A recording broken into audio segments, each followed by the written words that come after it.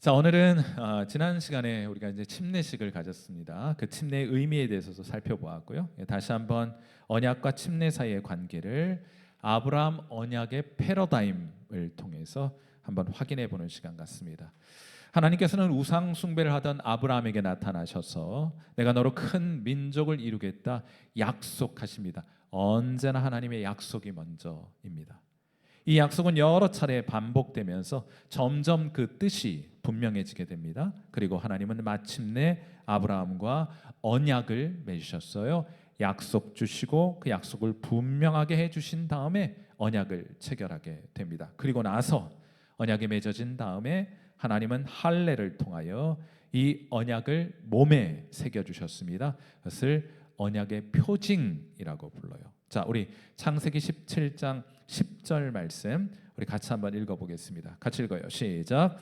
너희 중 남자는 다 할례를 받으라. 이것이 나와 너희와 너희 후손 사이에 지킬 내 언약이니라. 아멘. 약속 주시고 그 약속을 분명하게 해주시고 언약을 맺으시고 그 언약의 표징을 주셨다. 여러분, 이것은 일종의 모형이 되는 것입니다. 하나님은 아담과 하와가 에덴 동산에서 쫓겨날 때 한 가지 약속을 주셨습니다. 여자의 후손 가운데 한 아들이 이 땅 가운데 와서 회복하게 되리라는 약속을 주셨어요. 약속이 먼저입니다. 자, 그리고 하나님께서는 역사가 진행될수록 이 구원의 약속을 점점 계시를 통하여 보다 구체적이고 분명하게 밝혀주셨습니다. 노아와 맺은 언약을 통하여, 아브라함과 맺으신 언약을 통하여, 모세와 이스라엘에게 주신 언약을 통하여, 그리고 예레미야와 에스겔과 같은 선지자들의 예언을 통해서 하나님께서 장차 세우실 그 구원의 언약을 점점 분명하게 해주셨다. 자, 그리고 마침내 하나님의 아들이신 예수 그리스도께서 이 땅 가운데 오셔서 십자가에서 흘리신 자신의 피로 새 언약을 드디어 체결하시게 됩니다. 그리고 하나님께서는 이 새 언약에 참여한 하나님의 백성들에게 그 언약 백성의 표징으로 성령을 허락해 주시게 되는데, 사도 바울은 이것을 일컬어 성령으로 인치심을 받았다 하고 말하게 됩니다. 이 표징 가진 자가 언약의 백성이라는 뜻이에요. 에베소서 1장 13절 말씀, 그 안에서 너희도 진리의 말씀 곧 너희의 구원의 복음을 듣고 그 안에서 또한 믿어 뭐로요? 약속의 성령으로 인치심을 받았다 하는 거예요. 여러분이 세례를 받았냐 침례를 받았냐 그것으로 여러분이 언약 백성임을 입증하는 것이 아니라 여러분이 복음 듣고 믿어 성령 받았는가, 이 표징이 여러분에게 있는가, 그것이 여러분의 언약 백성을 증거하게 되는 것입니다. 하나님께서 성령으로 도장을 찍어주신 겁니다. 새 언약의 백성의 표지를 주신 거예요. 너는 내 백성이야, 너는 내 거야 하고 성령으로 꽝 하고 도장을 찍어주신 거예요. 자, 그렇다면 침례는 무엇인가? 침례는 성령으로 인치심을 받은 사람이 그리스도의 명령에 순종하여 하나님과 세상 앞에 자신의 믿음을 고백하는 것입니다. 이제 나는 예수님의 제자로 언약 백성답게 살겠습니다. 나는 하나님의 것입니다. 나는 주님의 것입니다. 그리스도께 속한 자입니다 하는 것을 선언하고 선포하는 의식인 것이에요. 여러분, 제가 여러분에게 소개해드린 저 도표 잘 기억하시고, 여러분이 이 패러다임 안에서 하나님의 언약을 이해하신다면 더 깊이 그리고 더 명확하게 하나님의 약속들을 이해해 가실 수 있게 될 것입니다. 오늘은 이 패러다임을 기억하면서 하나님께서 아브라함에게 주셨던 언약을 다시 한번 살펴보도록 합니다. 오늘 설교의 첫 번째 요점은 이것인데, 하나님이 우리의 가장 큰 상급입니다 하는 것이 오늘 설교의 첫 번째 요점입니다. 하나님께서 아브라함에게 주시려고 했던 그 약속의 내용이 있을 것 아닙니까?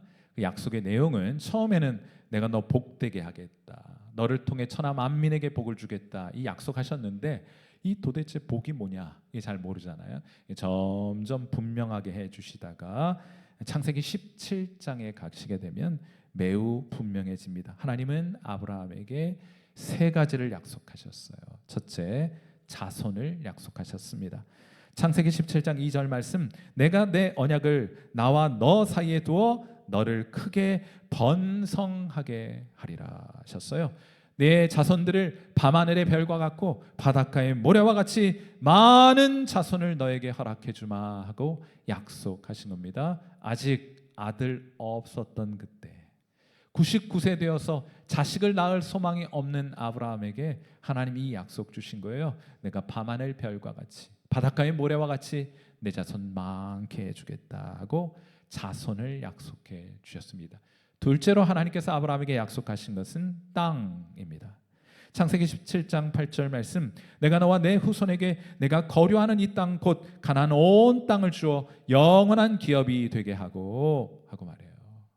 여러분, 자손이 많은데 그들이 살아갈 삶의 터전이 없다면 자손 많은 것이 오히려 여러분 무거운 짐이 되지 않겠습니까? 그들이 터전을 삼고 살아갈 땅이 없다면 어떻게 되겠습니까? 그래서 하나님은 그들이 살아갈 땅까지 약속해 주신 거예요. 자, 그리고 자손을 주시고 그 자손들이 살아갈 수 있는 가나안 땅을 약속해 주셨습니다. 그리고 마지막은 가장 중요한 약속인데 그 약속, 마지막으로 하나님께서 아브라함에게 주시겠다고 하셨던 마지막 약속은 하나님 자신이었어요. 우리 창세기 17장 7절 말씀 우리 같이 한번 읽어보겠습니다. 같이 읽어요. 시작.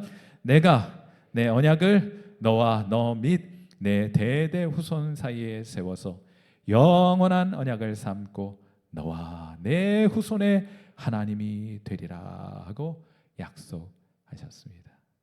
하나님은 아브라함에게 많은 자손을 주시겠다 약속하셨습니다. 그 자손들이 살아갈 땅도 주시겠다고 약속하셨어요. 그러나 이 모든 약속의 절정은 이것이었습니다. 내가 너희의 하나님이 되리라 하는 거예요. 내가 너희의 하나님이 되리라.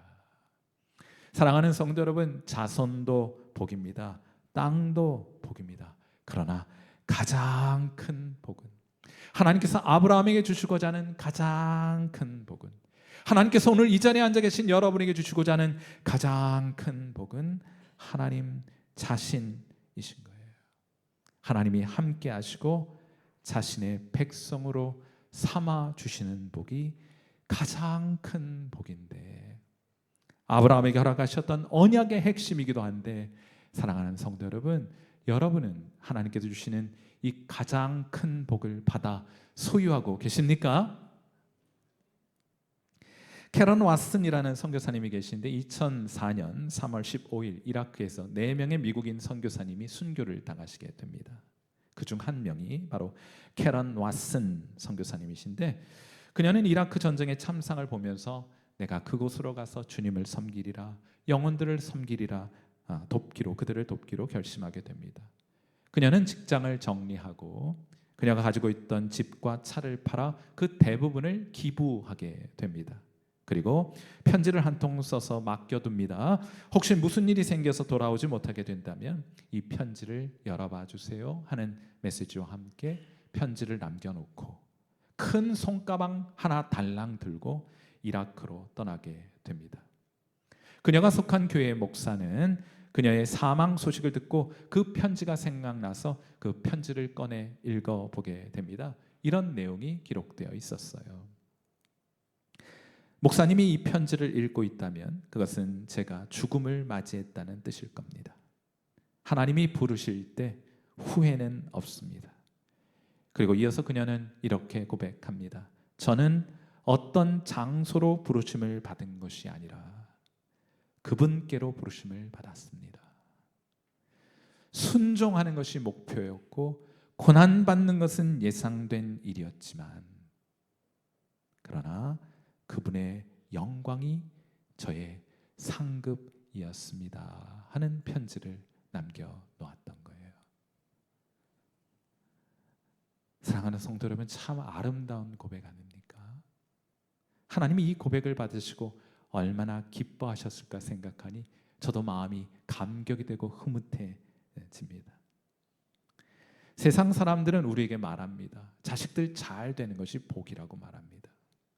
재산이 많고 좋은 집과 땅을 가지고 편안하게 사는 것을 복이라고 말해줄 것입니다. 그래서 사람들은 더 많이 가지려고 합니다. 더 좋은 것을 자식에게 물려주려고 하는 것이요. 물론 저는 그런 것들도 하나님께서 우리에게 주시는 복 맞다고 생각해요. 그러나 하나님 없이 그런 것들만 가지고 있다면 그는 가장 중요한 복을 놓치고 있는 것이 아니겠습니까?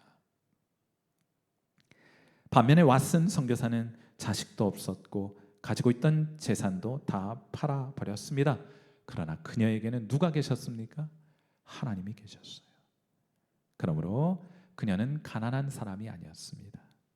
모든 것을 가진 성도였어요. 사랑하는 성도 여러분, 저는 오늘 이 자리에 함께 앉아 계신 우리 성일교회 성도들 모두가 이런 복, 가장 큰 복을 누리시는 성도 될 수 있기를 이 아침 주님의 이름으로 축원해 드립니다. 자손도 복이고 땅도 복입니다마는 그러나 복 중의 복은 뭐다? 하나님 자신이기 때문이에요. 이보다 더 큰 복은 없어요. 여러분은 그런 최고의 복을 누리시는 최고로 행복한 성도 되시기를 이 아침 주님의 이름으로 축원해 드립니다. 하나님은 아브라함에게 언약의 표징으로 할례를 허락해 주셨습니다. 창세기 17장 10절 너희 중 남자는 다 할례를 받으라. 이것이 나와 너희와 너희 후손 사이에 지킬 내 언약이니라. 내가 얼마나 큰 복을 받은 사람인지를 기억하라고 하나님께서 언약의 표징을 몸에 새겨주신 거예요. 그러므로 언약 백성은 이 표징을 볼 때마다 기억하는 겁니다. 나는 하나님의 언약 아래에 있는 백성이다. 여러분, 오늘도 여러분 그렇게 기억하시는 거예요. 성령의 표징과 성령의 인치심을 받은 저와 여러분은 오늘도 그렇게 기억하며 살아가는 겁니다. 나는 하나님의 언약 아래에 있는 사람이다. 하나님은 나의 하나님이시다. 그러므로 나는 최고의 복을 받은 사람이다 하며 살아가는 사람들이 바로 저와 여러분 성도인 줄 믿습니다. 여러분, 누가 이 세상에서 가장 행복한 사람입니까? 아무래도 자식들 많아 좋은 대학 간 사람이겠지. 땅 많아서 떵떵거리고 땅땅거리면서 사는 사람이겠지. 물론 그것도 복이긴 합니다만 그는 만일 하나님을 가지지 못했다면 그는 아무것도 아니에요. 그러게 이 세상 살아가면서 자식들 여러분 속썩이죠. 땅 한 켠 없죠. 건물주가 되는 꿈 가지고 살았으나 그런 꿈 유한한 것 같죠. 그럼에도 불구하고 여러분이 하나님을 소유하셨다면, 여러분이 하나님을 알게 되셨다면, 하나님이 여러분의 하나님이시라면 여러분이 가장 행복한 사람인 줄 믿습니다. 근데 뭐 행복한 사람 표정이 그래요? 우리 하나님께서 가장 큰 복을 우리에게 허락해 주셨다 할 것입니다. 오늘 설교의 두 번째 요점은 이것인데, 하나님께 더 나은 것을 기대하셔야 합니다. 하나님의 아브라함에게 주신 언약은 그 시대에 주어진 복으로 끝나는 언약이 아니었습니다. 그 안에는 그리스도를 통해 이루실 더 크고 완전한 구원의 복이 그 안에 담겨 있었던 거예요. 바울은 에베소서 2장 12절에서 아브라함 언약을 포함하여 구약의 언약들을 이렇게 부릅니다. 에베소서 2장 12절 말씀, 자 우리 같이 한번 읽도록 합니다. 자, 구약에 많은 약속들이 등장하게 되는데 사도 바울은 그 모든 약속들을 이렇게 불러요. 같이 읽습니다. 시작. 그때 너희는 그리스도 밖에 있었고 이스라엘 나라 밖의 사람이라.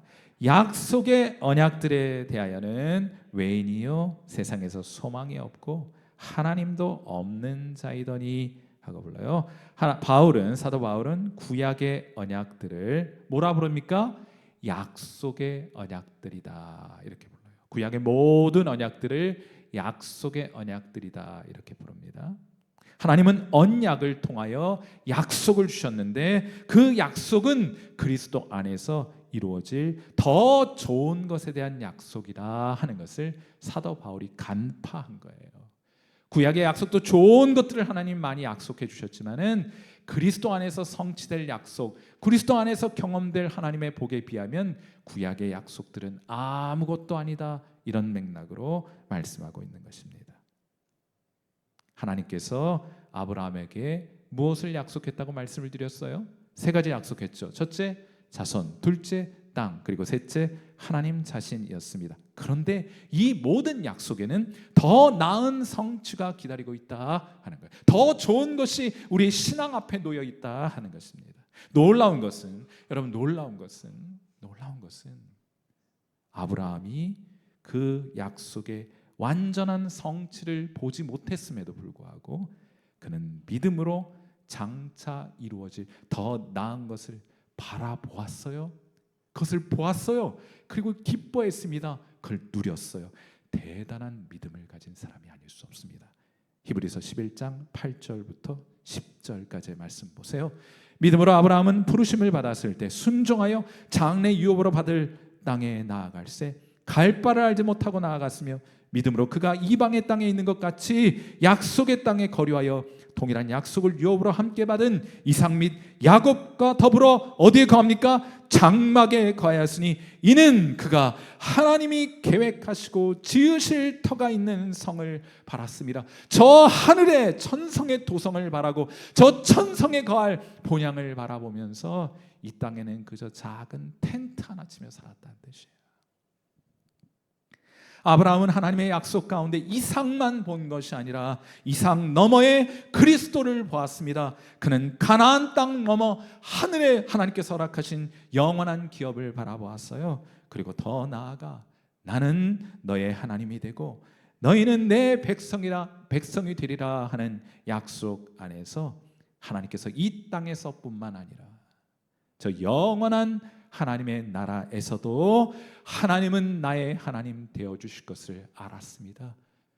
아브라함은 그로 인해 기뻐할 수 있었던 거예요.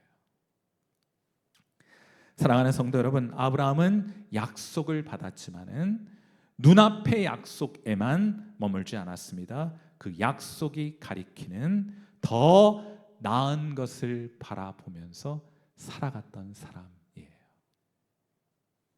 그런데 우리는 언약의 백성인 새 언약의 백성인 저와 여러분은 하나님께서 주신 몇 가지 작은 이 땅의 복을 붙들고 여러분 우리 너무 쉽게 만족하고 있는 것은 아니에요?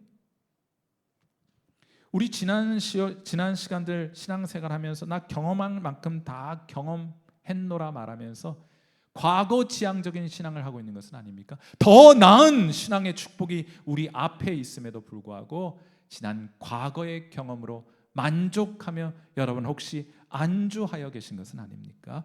잘못되었어요. 병들었습니다. 그래서 여러분의 신앙이 침체되어 있는 거예요. 다리우스 밀하우드라는 작곡가가 있는데 그는 400곡이 넘는 훌륭한 곡들을 작곡한 아주 탁월한 음악가였습니다. 하루는 어떤 사람이 밀하우드에게 묻습니다. 만일 우리도 그런 거 묻잖아요. 당신이 무인도에 간다면 뭘 가져갈래? 누굴 데리고 갈래? 무슨 책을 가져갈래? 이런 질문 받잖아요. 이 밀하우드에게 만약에 당신이 무인도에 가야 한다면 당신의 작품 중 어떤 곡을 가지고 가시겠습니까? 이렇게 물었어요. 그러자 밀하우드가 이렇게 대답합니다. 저는 백지를 들고 갈 것입니다. 그리고 그 무인도에서 다시금 제 인생의 최고의 곡을 쓰겠습니다 하고 말했다는 거예요. 제가 이 글을 읽는데 이런 거룩한 목마름이 다시금 우리 심령에 회복되었으면 참 좋겠다. 우리 너무 과거 지향적인 신앙들을 하느라 우리 앞에 있는 더 큰 신앙의 축복들을 망각하고 기대조차 하지 않은 채 오늘을 살아가고 있는 것은 아닙니까? 신앙이란 게 뭐 다 그렇고 그렇지, 우리 왕년에 좋았지, 이런 마음 가지면서 오늘을 살아가고 있지는 않습니까? C.S. 루이스가 이 시대의 크리스천들을 일갈하면서 말했던 것처럼 신앙에 있어서 우리의 가장 큰 문제는 하나님께 바라는 것이 너무 많다는 것이 아니라 진짜 심각한 문제는 너무 적은 것으로 만족한다는 거예요. 사랑하는 성도 여러분, 우리가 하나님 안에서 누리게 될 최고의 기쁨은 아직 경험되지 않았습니다. 우리가 보게 될 하나님의 최고의 영광도 아직 우리는 보지 못했습니다.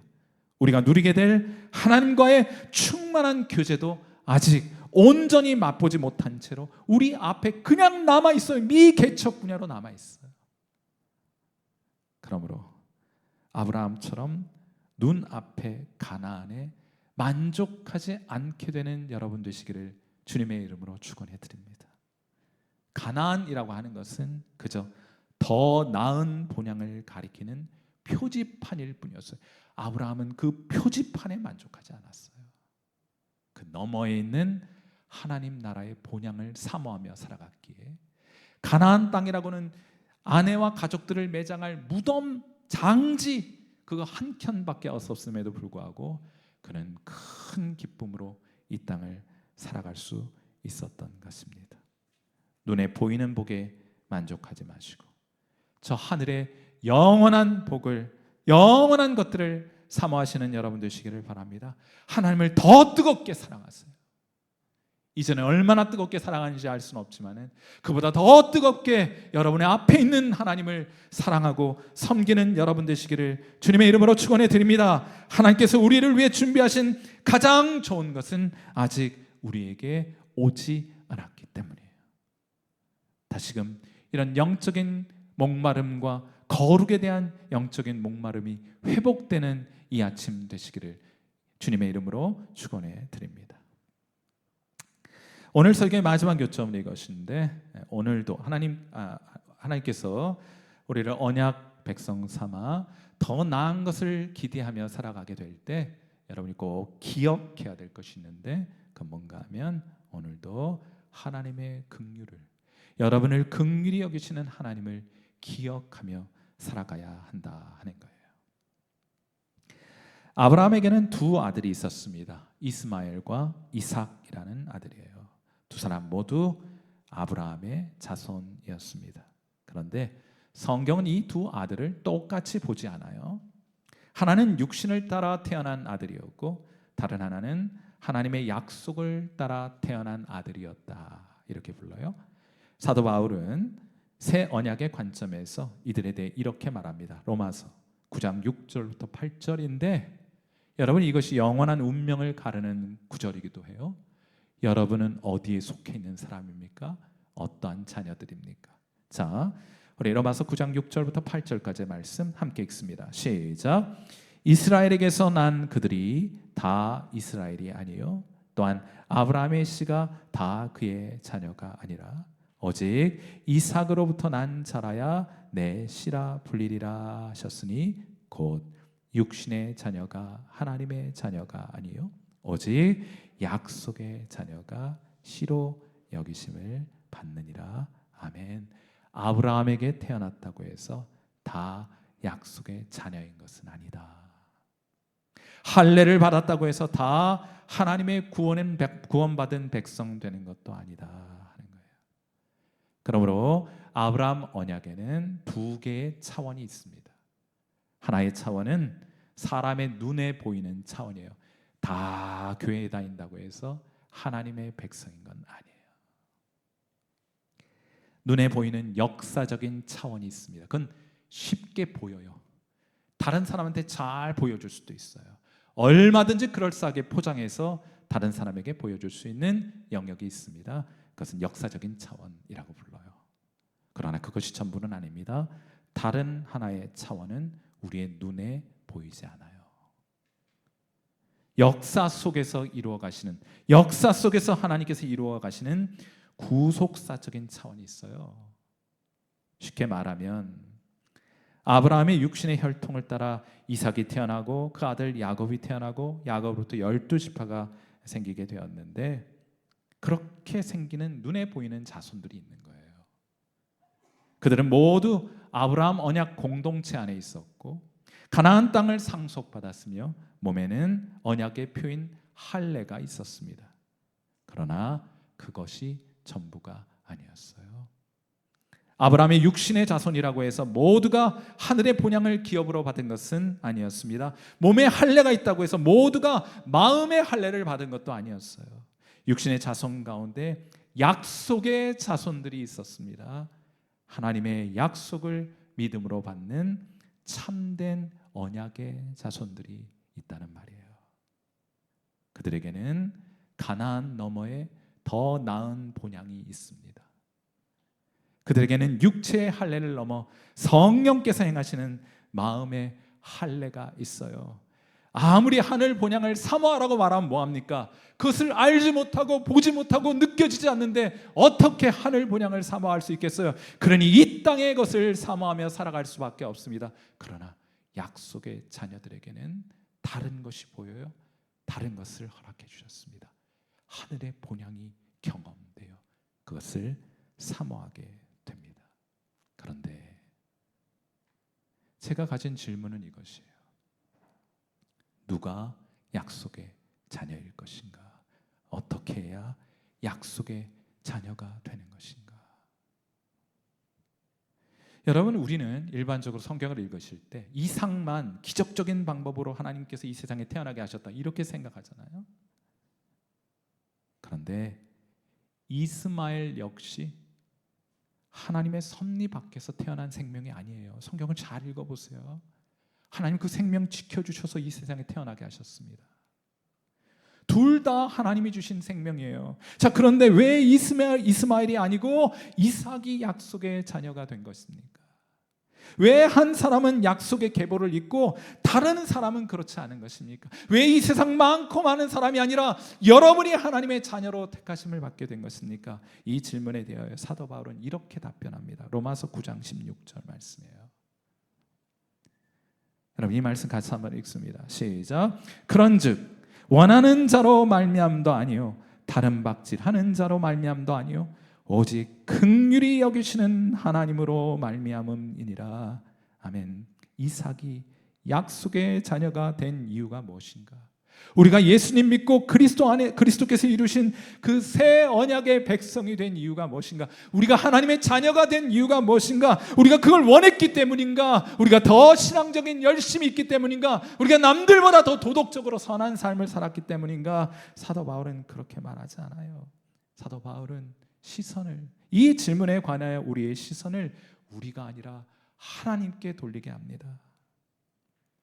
그 이유를 오직 우리를 긍휼히 여기시는 하나님 때문이다 하고 말을 해요. 사랑하는 성도 여러분, 우리가 하나님의 백성 된 이유는 우리에게 있지 않습니다. 하나님께 있습니다. 하나님께서 우리를 긍휼히 여겨주셨기 때문에 우리가 하나님의 백성 된 거예요. 여러분, 이 사실을 한순간도 잊지 않으시는 여러분 되시기를 바랍니다. 하나님이 긍휼히 여겨주셨기 때문에, 하나님이 여러분을 불쌍히 여겨주셨기 때문이에요. 한 번은 어느 집사님이 목사님을 찾아와 기도 부탁합니다. 목사님, 제가 좀 오래 살게 해달라고 하나님께 중보기도 좀 해주세요. 저 좀 오래 살게 좀 해달라고 하나님께 기도해 주세요. 아, 목사님 왜요? 그렇게 오래 살고 싶으세요? 그렇게 질문합니다. 그러자 이 집사님이 이렇게 말합니다. 목사님, 우리 아이에게 심각한 장애가 있다는 거 잘 알고 계시죠? 저밖에는 이 아이를 돌볼 사람이 없어요. 그래서 목사님, 제가 이 아이보다 오래 살아야 합니다. 전 다른 거 필요 없어요. 우리 애는 저 없으면 못 살아요. 저 없으면 살 수 없어요. 그러니 제가 오래 살 수 있도록 하나님께 기도해 주세요 하고 부탁하는 거예요. 사랑하는 성도 여러분, 어떤 교인들은 하나님이 어떤 사람을 택하신다 이런 말씀을 들으면 묻습니다. 하나님 왜 접니까? 왜 저 사람은 아닙니까? 이건 불공평한 것 아닙니까? 이건 너무 공평하지 않잖아요 하고 반문하기도 합니다. 그러나 성경은 하나님의 선택에 관하여 우리가 원하는 모든 이유를 설명해 주지는 않습니다. 우리는 복잡한 신학 이론과 논리적으로 납득할 만한 정교한 설명을 하나님께 요구하지만 하나님은 그 요구에 응답하지 않으시고 다만 이렇게 말씀하십니다. 내가 너를 불쌍히 여기노라 하고 말씀하세요. 내가 너를 긍휼히 여기노라.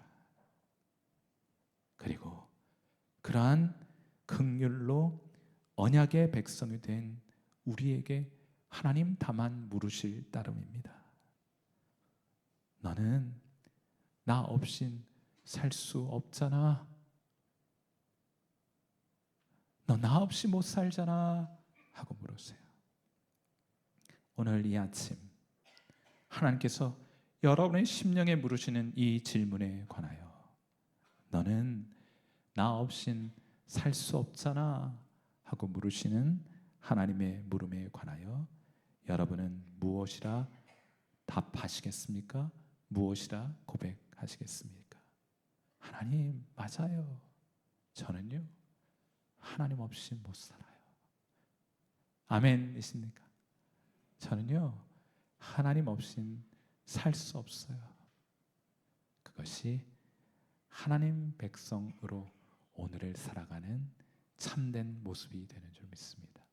여러분에게 이런 귀한 은혜가 있게 되기를 이 아침 주님의 이름으로 축원해 드립니다. 그리고 더 나아가 하나님은 우리의 사랑의 고백 들으시길 참 기뻐하신다고 생각해요. 시간이 지날수록 그 마음 더해져 가는 것 같아요. 그래서 오늘 아침에는 반주 들으시면서 함께 기도하실 때 하나님께 이렇게 한번 고백해 보세요. 하나님, 맞아요. 오늘 목사님 그렇게 물으셨는데 맞아요. 저는요 하나님 없이는 살 수 없어요. 저 하나님 없이는 못 살아요. 전 돈 없어도 살 수 있고 땅이 없어도 살 수 있고 건물이 없어도 살 수 있지만은 건강이 없어도 살 수 있지만은 그러나 저는 하나님 없이는 살 수 없어요. 하나님이 가장 기뻐하시는 이 사랑의 고백을 하나님 앞에 한번 올려드리면 어떻겠습니까? 오늘 시간 다른 거 말고 이 귀한 고백을, 이 사랑의 고백을 하나님 앞에 올려드리는 그런 귀한 기도의 자리로 우리 함께 나아가도록 하겠습니다. 기도하겠습니다.